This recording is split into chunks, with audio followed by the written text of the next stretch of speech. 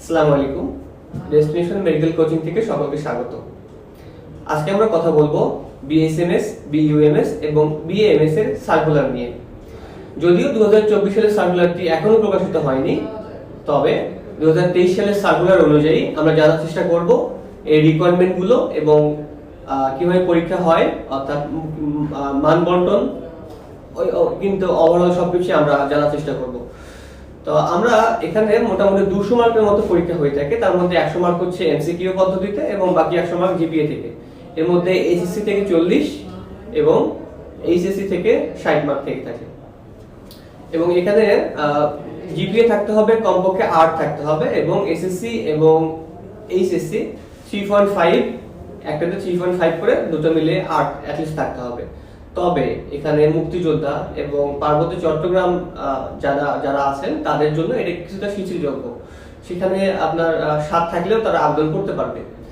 Total seat হচ্ছে 100টি, তার মধ্যে বিএমএস 25, বিইউএমএস 25 এবং বিএসএমএস 50টা সিট সরকারি ভাবে। এছাড়াও বেসরকারি ভাবে আরো কিছু মেডিকেল কলেজ রয়েছে।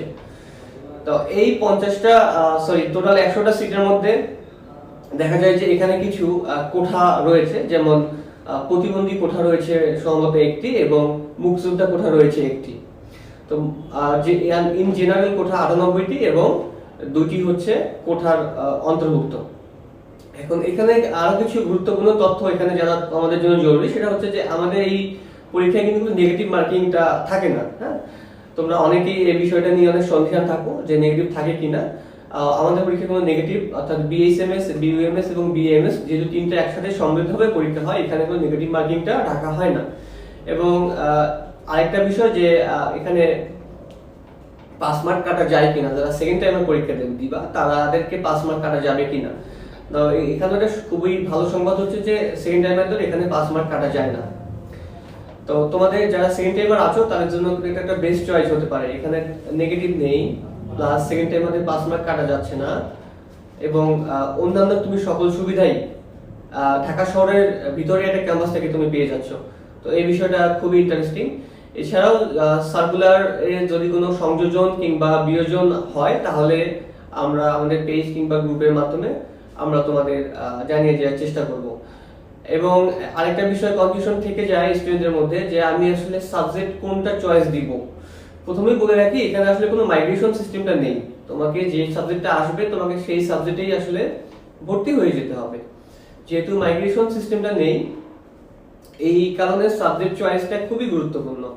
যখনই তুমি ফর্ম ফিল আপ করবা, ফর্ম ফিল আপ যথারীতি এমবিবিএস এর যে ওয়েবসাইট সেখানে গিয়েই করতে হয়, dghs.teletalk.com.bd। সেখানে গিয়ে যখন তুমি সার্কুলার দেখে শুনে বুঝে ছবি টবি সবকিছু নিয়ে তুমি যখন ওয়েবসাইটে গিয়ে ফর্ম ফিল আপ করতে যাবা, সেখানে তোমার সাবজেক্ট চয়েসের একটা অপশন পাওয়া যাবে 111, 112 এবং 113। সার্কুলারের সাথে মিলিয়ে সাবজেক্ট কোডগুলো মিলিয়ে তোমার পছন্দের সাবজেক্টটি বা পছন্দের ডিগ্রিটি সেখানে প্রথমে দিতে হবে। তবে এক্ষেত্রে যদি তোমার মার্কস বা তোমার নাম্বার তুমি যে ফার্স্ট চয়েসটা দিবা সেটাকে ক্যারি করতে না পারে, তখন তোমাকে সেকেন্ড অপশনে যেতে হবে। এটা অটোমেটিক্যালি স্বাস্থ্য মন্ত্রণালয় কর্তৃক এটা তোমাকে দিয়ে দেওয়া হবে। এটা নিয়ে কোনো টেনশনের কোনো কারণ থাকবে না। তো থ্যাংক ইউ সকলকে। আমি তোমাদের এই সার্কুলারটা নিয়ে একটা ওভারঅল ধারণা দেওয়ার চেষ্টা করেছি।